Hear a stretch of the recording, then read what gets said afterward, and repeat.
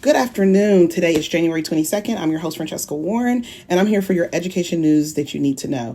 I know this is a little bit later than usual, but this morning at our team meeting, we really were upset about some news coming out of Columbia Heights Public Schools in Minnesota.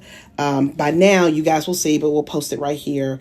The picture of the preschooler, his name is Liam Ramos, who was taken into custody with his dad on Tuesday afternoon after he got home from school, due to them being undocumented. Now, this story has been sweeping the internet, especially since the superintendent, her name is Zena Stenvik, did a press conference last night. But the story about Liam and his father is that Liam came home from school, and the ICE, the Immigration Customs Enforcement, took his dad and arrested him.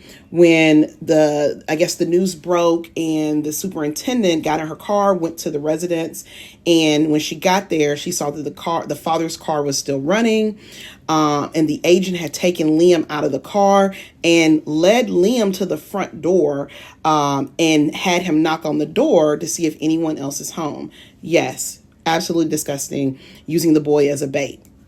Then there were other adults in the home. They begged for Liam to be able to stay with one of them while they took the father into custody. ICE refused and basically took the boy also with his father. There was a middle school brother who came home about 20 minutes later, and he saw all of this.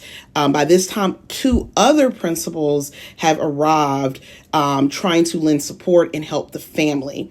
The school district, and this is unprecedented time, they released a picture of Liam, a cute little 5-year-old little boy with his Spider-Man backpack, and a picture of his school picture, which we'll put right here and we'll put right here.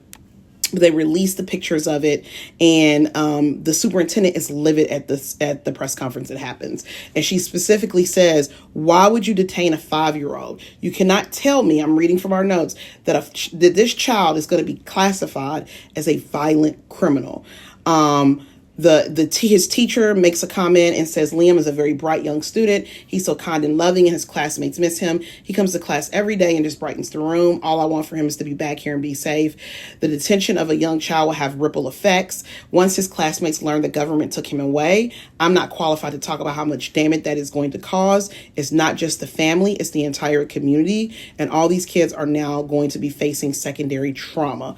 In this school district, which is the Columbia Heights Public School District, this is not the first student that they have taken into custody.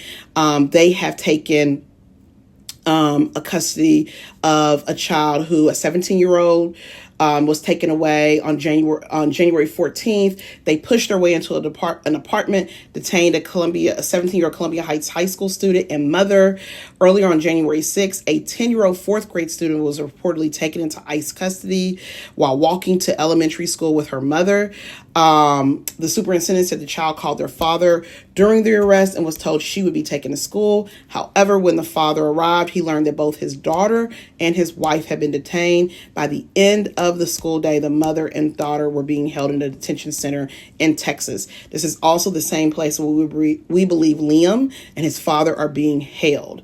Their family attorney, his name is Mark Prokach, said that the family has an active asylum case and shared paperwork showing the father and the son had arrived in the U.S.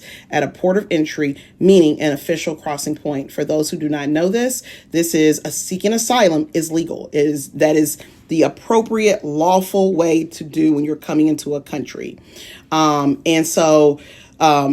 The Guardian reached out to the Department of Homeland Security, and they said this was not a target, they were conducting a targeted operation to arrest Liam's father, who they called an illegal alien.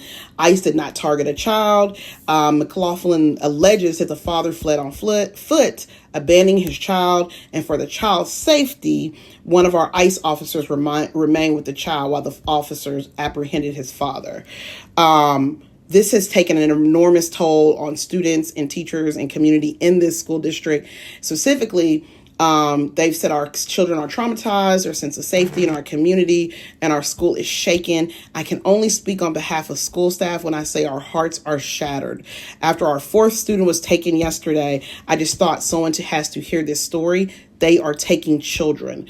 Coincidental, on Wednesday afternoon, yesterday, when they were having this press conference, the superintendent, Stenvik, said that ICE had arrived, drove their vehicle onto the property of the district's high school, and had to be told by administration that they had to leave.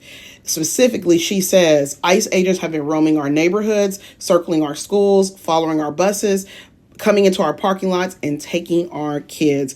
Guys, this has shook our newsroom, not because we knew these things were happening, but we are calling parallel to what is happening here, to what has happened in Nazi Germany, what happened during Jim Crow South when Black people were taken in the middle of the night by the KKK. All of these things. And so in our comments, we want to hear from you. Are you following these stories? What is your school district doing to keep your students safe?